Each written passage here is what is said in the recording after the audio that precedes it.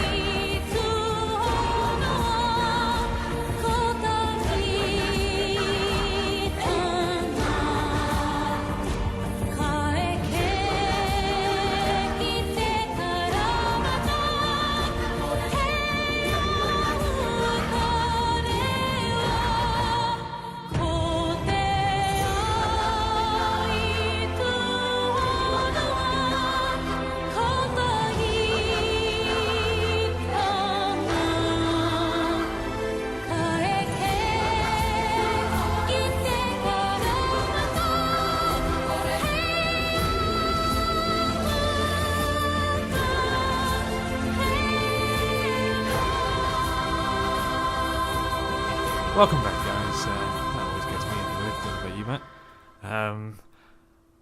Welcome back to Dino Rod. We come crashing down to the Dino Rod, and I'm your resident expert for the Dino Rod Premiership, and I'll be guiding you through these fixtures, dissecting them with my expertise. First of all, we got the locals versus BBCs, your Simplies of the week. 10-7 to the locals. I've gone 3-10 to BBC. Kevik hosting 007 Universe next. I think 007 will be wanting to put that defeat behind them to Dartmoor. And I think they'll take Kevik 21-0. Should be fairly straightforward. Kevik looking dire. Yeah, I think that they will take this. They initially bounced back when they lost to Checker Trade. They bounced back with the great win against Content with their reserves, and I reckon they'll bounce back against Kevik. They've had tough fixtures. Dartmoor are looking like they're the form team at the moment, really, aren't they? Yeah, it's only a shame losing to Dartmoor. But it'll be a shame losing to anymore. Kevik, so they won't. Kevik Absolutely. 7 Universe 21. Great. Next up, we got your Pitfall of the week.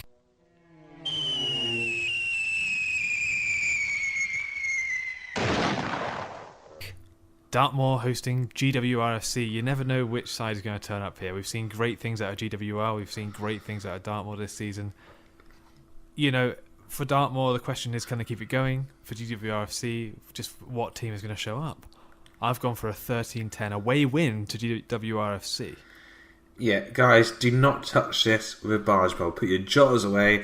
Do not even go near this fixture, because it is a coin toss.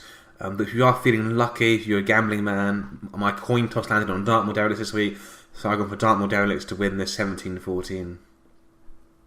It's a good thing this is for gambling men, this podcast, radio show, I mean. Yeah. And we'll be getting to your letters, guys, in a few minutes after this fixture. Checker Trade versus Activate. This is my pick of the litter this week. I think that we got the top two last year facing against each other. Activate have had a very slow start and a very difficult start to their season. I don't think they'll be happy at all. But Checker Trade have had a great start. It's so hard to call here. I really want to believe in Activate coming back, but I think Checker Trade have got what it takes. 28-14 to Checker Trade. Yeah, I just don't know. BP. Go on, sorry, BP win, yeah. I just don't know what's happened to Activate. Undeniably, they had a tricky set of fixtures to start. The rest week didn't help because it's prolonged the agony of like trying to... Do you know what I mean? It's like they have a rest week, then they've got to beat bloody Nautical. That's no easy feat. So they just need a win under their belt to get the confidence back. These play the locals, BBC. Their fixtures are coming. Unfortunately, I can't see Checker Trade losing this. They hardly lose any players to the Rugby Championship. Just Batatusta. Possibly Enoch Schwamley. He didn't play them anymore, does he? Anyway, Checker Trade 14, Activate 0. I can't see Activate scoring. That's right. Well, that's all your fixtures for the week. Before we sign you out, I'm just going to read out this letter I've got sent into the studio. We do get quite a few letters in our PO box, and I think it's about time we start reading them out. I like it. I have a good chuckle to them every week. This one is from Daryl in Grimsby, and it's a question for you, Matt. Oh, okay. Yeah, let me just find it.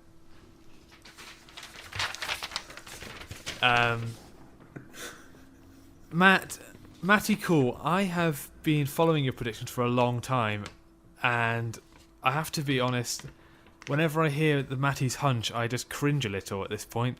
What is wrong with the hunch, and why is it always wrong?